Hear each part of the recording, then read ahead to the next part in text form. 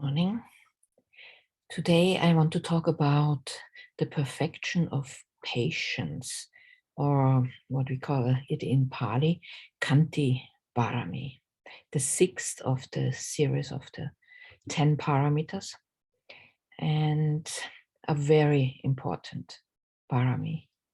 In Buddhist literature, Khanti is described as tolerance, endurance, forbearance, and also forgiveness.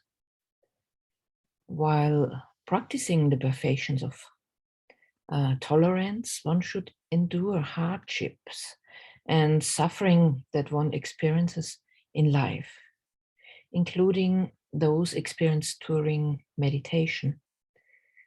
Like sometimes we feel very hot or cold, or there is noise, any bodily discomfort, aches, pains, what is completely normal in our practice. So we have to try to endure that. Unless we endure these various discomforts and distractions, we won't develop concentration. And if there is no concentration, no samadhi in the mind, then it is almost impossible to gain wisdom, to gain insight in the true nature of everything. So through tolerance, we should endure any discomfort, pain, and suffering, also caused by others through their speech, their behavior, any mistakes they make or shortcomings they have.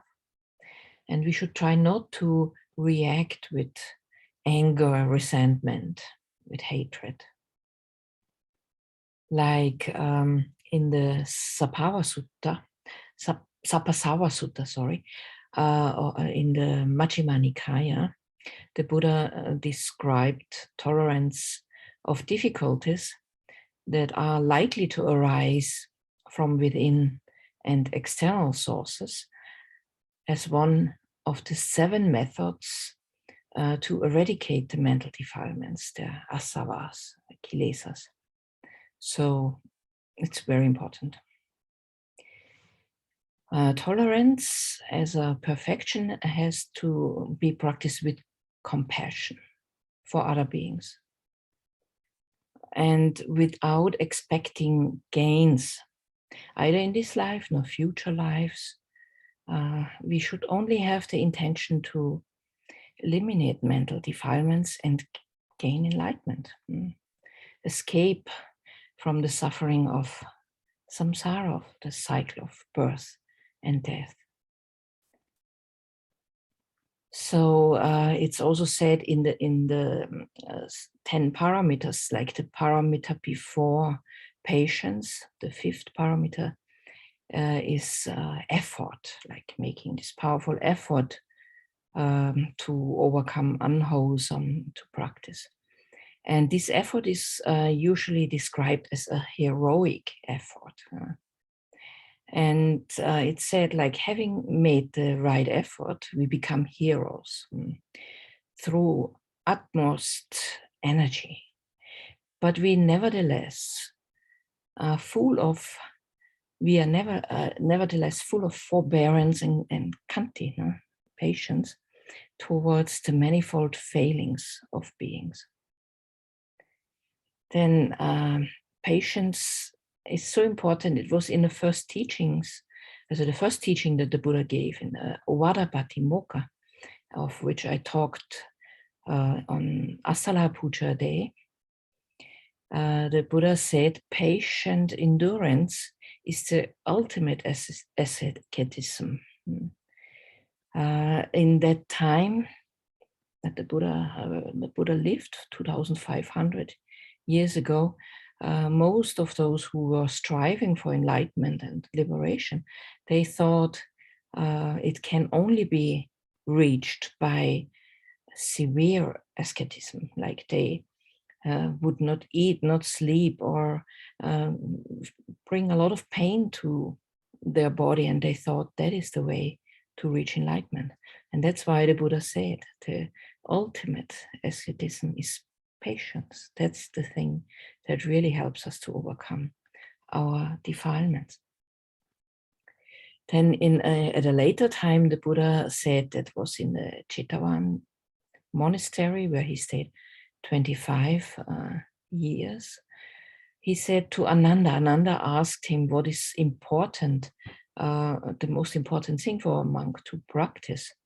And he spoke about more things, but one of them, a very critical one, is Khantī-pāramī tapo titika.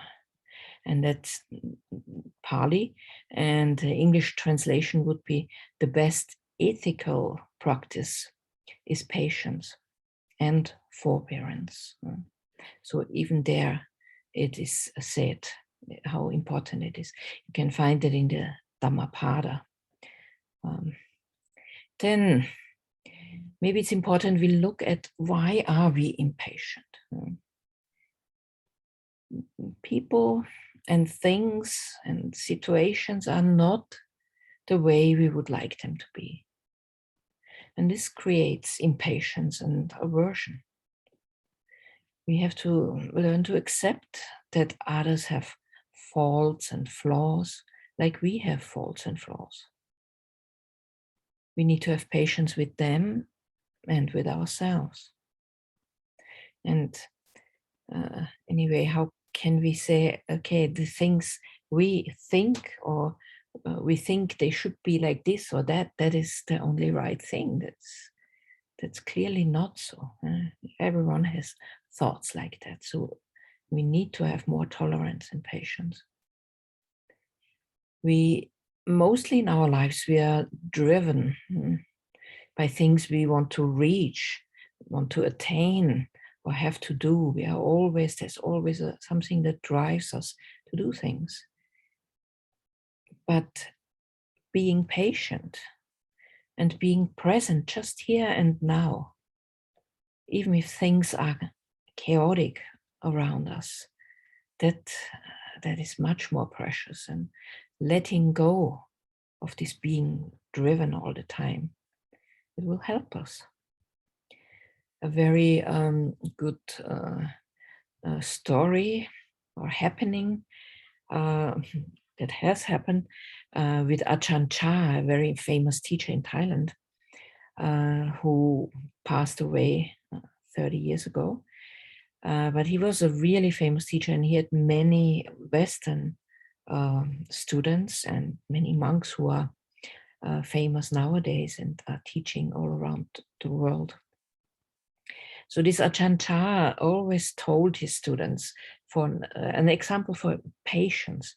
When he was a small boy, just a few years of age, 5 or 6 years, his father gave him a handful of seeds to plant them and let things grow. So he was very excited. He took the seeds, put them in the earth and watered them. And he waited a day, nothing happened. So he went to his father, nothing is happening. And then the father said, you are too impatient. You have to be patient and wait, water them, let the sun shine on them, and then they will come. When time is right, they come. So he went back to his plants. He watered them twice a day and waited. And sure, after 1 or 2 days, some little green sprouts would come out of the earth, and he was very excited. And he watered them twice a day and waited for them to grow. And it didn't go fast enough. So he decided to pull the plants, pull them, let them grow faster. And he killed all of them. So he always told this story also with patience, like on our path, that the people should be patient and should allow things to unfold, let them grow naturally. A good example is also the kids nowadays. The children, they are often forced by their parents so very much not to study all kind of things. They have schedules all day long. They have to fulfill things and learn this and that and study. Even after school, they have a full schedule of things they have to do and learn. That's why, because we don't really trust that they develop naturally. They have to learn the things on their own, but not just study things, but really make life experiences. And I think it's important that we have more trust that this is happening. They will develop, they will learn things. Give them more space and time. Especially here in countries like China or Japan or Korea. This is happening a lot. The people have to make examines for preschool because they want their kid to have the best preschool so that they can get to whatever Harvard or whatever, best universities and become a important person through that. And that the kids have no more happy play life or whatever. That is like kind of the people forget that. And then sadly, you have nowadays kids with 8, 9, or 10 years of age, and they have already ulcers. I mean, that's unbelievable. Ulcers from stress because they are too much forced. Or the suicide rate for children in China, Japan, and also Korea is amazingly high. Very, very sad thing. The patience on the spiritual path, which is most probably also important to you. I can see that often when I'm in a temple now for 32 years, and I know from my own impatience, from trying to get enlightened very fast and very quickly, especially the first 2 years, I thought, yeah, it has to happen now. And just to contemplate on how long did our historical Buddha, Gautama Buddha, need to practice to reach Buddhahood. They say it's 4 kalpas and 100 eons of time, which is an unimaginable time. But it is written anywhere that 1 kalpa is about the time of when you think of the highest mountain in the Himalayas, so 7,000, 8,000 meters high, and there is a bird with a silken shawl in its beak, and this bird flies over the Himalayas once every 100 years. And then the silken shawl just slightly goes over the mountain and wears it down a little bit. And until this whole huge mountain with 8,000 meters height is completely worn down to the ground, that is 1 kalpa.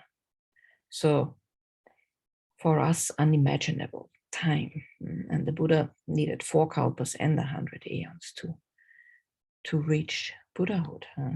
And has perfected patience. Is one of the parami. Of course, the Buddha has to perfect all 10 paramis, but especially patience.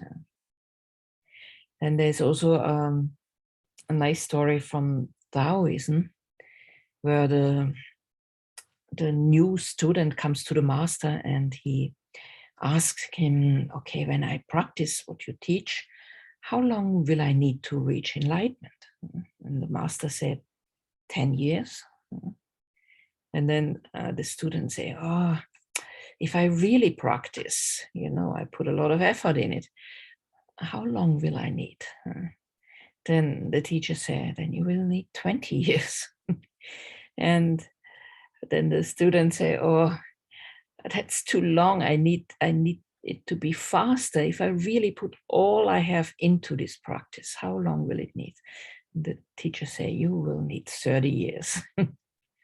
So that again shows how important patience is. The less patient we are, the longer it will need to have results. So we do our practice without waiting for results, without just looking at the result, but now looking at the result now in the present moment, being present and putting your effort in that, being as wholesome or make the best out of the present moment as you can. And then results will come, but you don't have to worry about them. They come when time is ripe. A very nice thing is also the serenity prayer. Probably you have heard that before. And there it also says, give me the patience to accept the things I cannot change, the courage to change the things I can, and the wisdom to know the difference. It's also something we can keep in our hearts. I remember my second teacher, Ajahn Sangwan, very, very special meditation master. He always taught us, his students, you have to make your mind like the earth. Take the earth as your example, because the earth, everyone steps on the earth, spits on the earth, defecates on the earth, whatever. But the earth never complains. It never complains. So make your mind like the earth. That's an amazing example for patience. Then patience, of course, it helps us against our anger that arises. So if anger arises and we are patient, we usually do not react out of the anger. Don't speak, don't act physical out of the anger. And that, of course, helps us to avoid any kind of negative karma that will have results in future. Sometimes in psychology, they say we should let the anger out, don't keep it inside. Surely we should not suppress anger. We shouldn't become a bomb that explodes one day, but we should also not act it out. I don't think that is a good advice, because we are just a bundle of habits. So whatever we do creates a habit, and whatever we do often, if we, for example, react often on anger that arises and speak or do things out of anger, then it becomes a deeper habit. And next time a situation like that comes up, of course you will react with anger again, because you filled more oil into the fire of anger. And the more fuel you give the anger, of course, it will grow in your mind. And that's why this is not a good idea. I think patience is good. Looking at it, looking at the cause. That is not suppressing it. You look at it and you see, what does it do to you? Anger causes physical problems. We can't sleep because we think of the things that make us angry. Or some people get ulcers and they even get a stroke or heart attack, blood clots. There's so many things that can happen if we are angry. So anger doesn't do us anything good. It's not helpful at all, whether for ourselves nor for others. You could also think about yourself. When you get angry, just think about your face. How do you look like right now? If you look at an angry person, they always look very ugly and even stupid. So if you think about that, maybe that can also help you. Maybe it can help you to even laugh about yourself. Yeah, so impatience arises because we cannot accept this present situation in which we are. We can't accept the situation, we can't accept the circumstances, whatever people say to us or whatever is happening right now. We can't accept it. It's not as we want it to be. And that's why we get impatient and we get angry. So patience, what is also important, it replaces the anger in our mind. As I've said in other talks, our mind has only space for one thing at a time. So there is either anger in the mind or there is patience in the mind. So whenever patience comes up, anger is immediately cut off. But if the anger, our tendency to be angry, our habit to be angry is strong, then it's cut off, but it comes in again. So then we are again angry. But in the moment we bring patience in and bring the knowing in, we know about it, then the knowing takes over. So it really replaces the anger. So we have to really make effort and to bring patience in and effort to see the situation and know it and not get involved in anger. Another thing that can help us is, of course, that we think, okay, it's karma. That I'm in this situation right now is karma. It's a result of karma I have done in the past. And that's why I'm stuck in this situation. That can also help us to be more patient because, okay, it's just something I work out now. Okay, some old karma and I have to live it out now. I have to experience this, but then it's done. It's done. It can also help. You can also say people who are unpleasant or not nice to you, enemies or however you call it, they are actually our spiritual friends because they help us to develop patience. So you could really say, oh, thank you that you're so awful or whatever, because you helped me to give me this possibility to practice patience. And if you are always in pleasant situations, in situations that are nice and you feel well, all this peaches and cream or whatever you call it in English, when you only have these nice situations, there's not much opportunity to learn, to make progress. So actually we have to be happy to meet hindrances sometimes because they help us to grow, to get stronger on our spiritual path. Yeah, and patience is, of course, also self-restraint. And that is especially when you get in a situation like a traffic jam. If you're in a traffic jam and you're stuck there and you see the impatience because you have to be there, you have an appointment, whatever, and you will not be on time. And there is this whole row of cars in front of you and your mind is already anywhere there in front of the whole line of cars, but your body's still sitting in that car in the middle of this traffic jam. So what to do? You can't do anything. You're stuck there. So even if you feel impatient, it doesn't bring you to the front of the line. It's not possible. So why not breathing in deep, letting go, and accept the situation as it is? Then you feel much better. Yeah. Then nowadays, what for us is a situation in which we are in right now is that everything has to be very fast, very quick. We have computers that work very fast, and we only do a few things, and we solve all these problems. Or we have to answer emails. We have to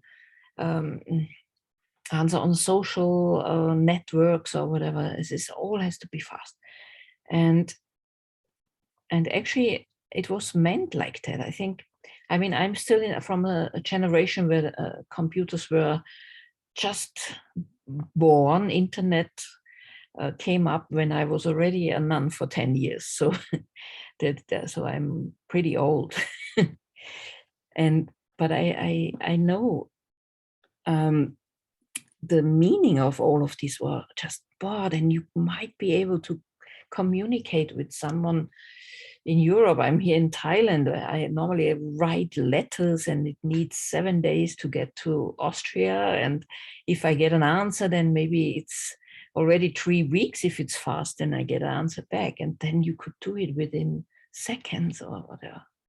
or the blink of an eye. It was so unimaginable. Now it's normal.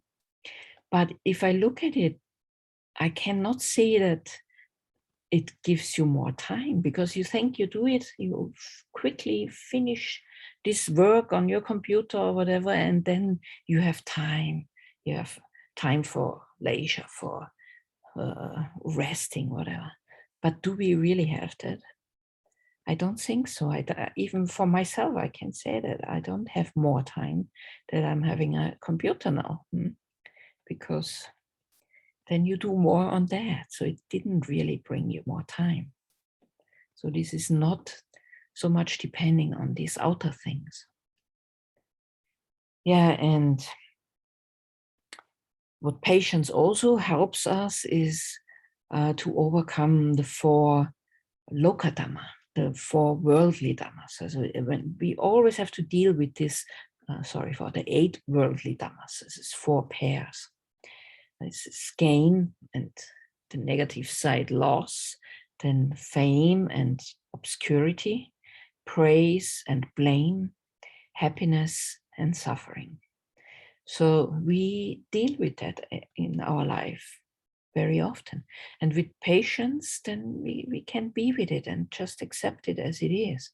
And go on and not getting impatient or angry or frustrated if things don't go the way we expect them to go. So even there we can think, okay, it is as it is, it's suchness, and then learn to accept.